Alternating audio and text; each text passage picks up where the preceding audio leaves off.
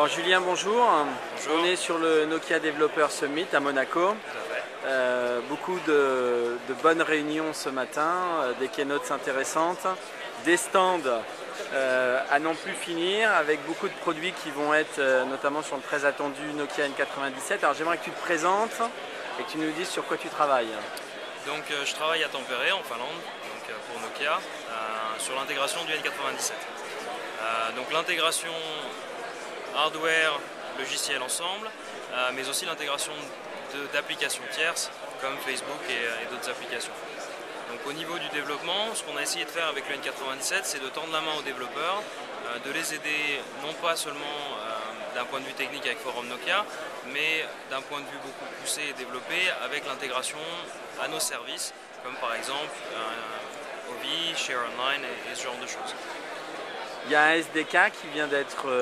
ce matin, ils ont annoncé le lancement du SDK. Tout à fait. Donc, le SDK est disponible sur le site web de Forum Nokia, accessible à tout le monde en téléchargement. Est-ce que c'est une vraie révolution, ça, chez Nokia? Révolution en tant que telle, je ne sais pas. Je pense qu'il y a une évolution. Ouais. Définitivement. On peut parler de révolution pour Nokia quand on est passé de la fabrication de pneus à la fabrication d'équipements électroniques. Ça, c'était une révolution. Maintenant, pour ce qui est de Forum Nokia et de notre relationnel avec les développeurs, c'est une évolution, c'est une extension. Ouais, c'est une extension. Enfin, Lee Williams, ce matin, avec la présentation de Symbian Foundation, il y a quand même des choses qui changent quand même. Voilà. Tout à fait. Lee a travaillé énormément sur S60 avant de passer donc à la Symbian Foundation. Et bien sûr, toute cette évolution fait partie des choses qui ont changé à ce moment-là. Alors concrètement, mettre une application, par exemple, ce matin, il y avait le Chief Mobile de MySpace, et donc tu travailles sur MySpace, sur Facebook. Alors tu peux nous expliquer un petit peu l'application Facebook sur le N97? Tout à fait.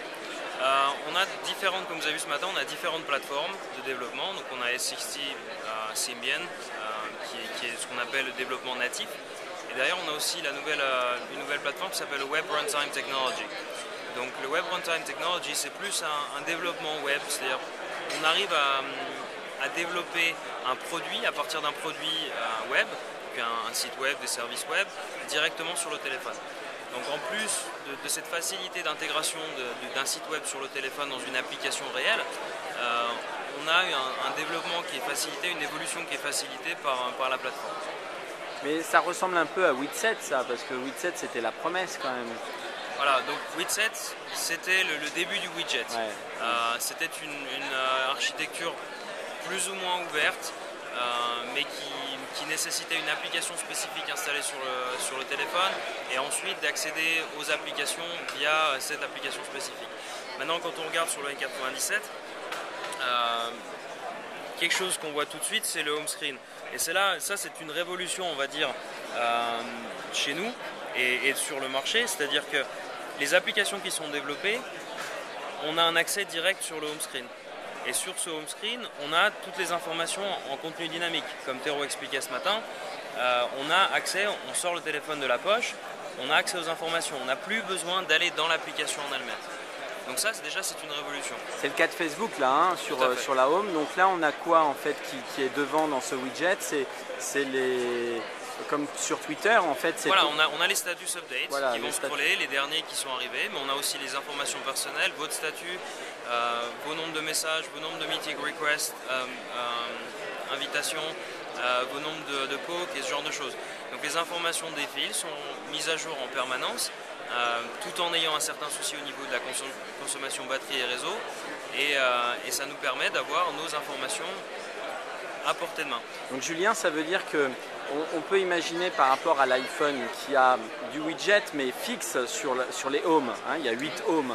Là on peut dire que le Nokia, s'il y a plusieurs homes, les widgets sont actifs dès le départ. Actif dès le départ, oui. Comme Facebook, là il est actif celui-là.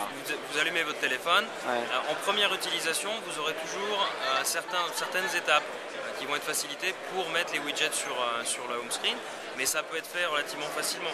Je vous le montre en vitesse.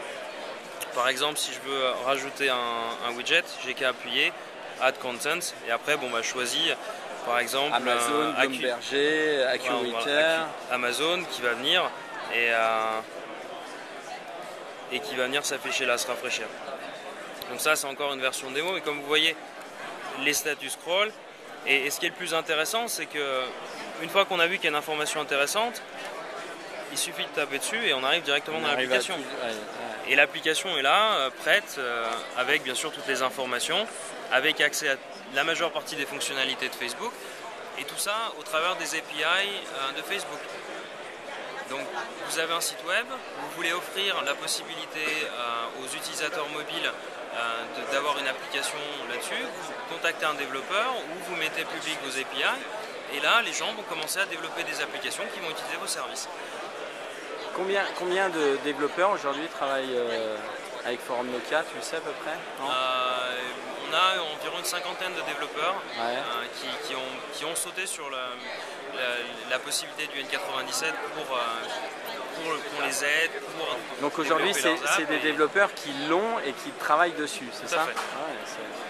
Donc on a tout un système. Forum Nokia offre un système de partnership, de partenariat, dans lequel ils ont la possibilité d'accéder au téléphone. On a la possibilité aussi d'accéder de façon distante à des téléphones s'il n'y a pas possibilité d'avoir le téléphone en main. Donc on est vraiment en train d'aider le développeur au maximum. Ok. Julien, merci. Je vous en prie. Bonne fin de journée.